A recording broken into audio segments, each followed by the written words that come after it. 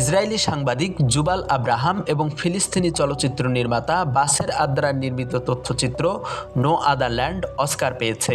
সোমবার এক প্রতিবেদনে এ তথ্য জানিয়েছে কাতার ভিত্তিক সংবাদ মাধ্যম আল জাজিরা।